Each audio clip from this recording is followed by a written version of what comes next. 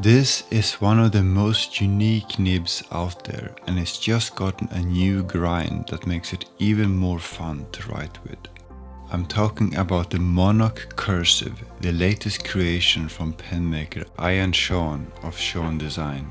The original Monoc came out about 2 years ago, and it's still one of the most distinctive nibs you can find.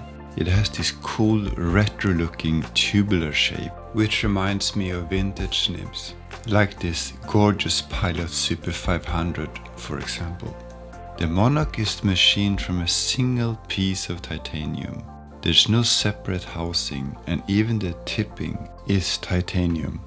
Now when I hear titanium, I usually think of soft, bouncy fountain pen nibs like this Bock nib. It doesn't immediately sound like the best choice for tipping material, since the tip needs to resist wear from rubbing against the paper. However, not all titanium alloys are the same. Ian uses something called grade 5 titanium, which is a very strong alloy often used in aerospace and medical applications. The nib is designed to fit pens that use standard Jovo No. 6 threaded housings, like Sean's own pens or many Leonardo or Esterbrook pens for example. Bock threaded units are also available on request. The feed is made from Ultem, which is a type of high performance thermoplastic. It seems one reason for using Ultem is that it can be machined to very tight tolerances. This helps ensure a precise, snug fit inside a tubular nib, minimizing unwanted air gaps. The original Monoc came in fine and medium sizes.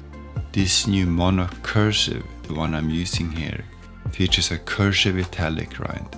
It's similar to the stub nib, giving you broader downstrokes than side strokes, but the line variation here is even more pronounced. Now what's really interesting to me is the reverse side. It writes like an architect rind, giving you broad side strokes and thin downstrokes, the opposite of the front. It feels smoother and more forgiving than many architect rinds. So while the line variation isn't quite as dramatic, it's much easier to use. Okay, so let's talk price. These nibs start at $385 and cost more if you opt for an anodized finish. Yes, that is steep, and yes, you could definitely get a steel nib with a similar cursive italic or architect rind for a lot less money.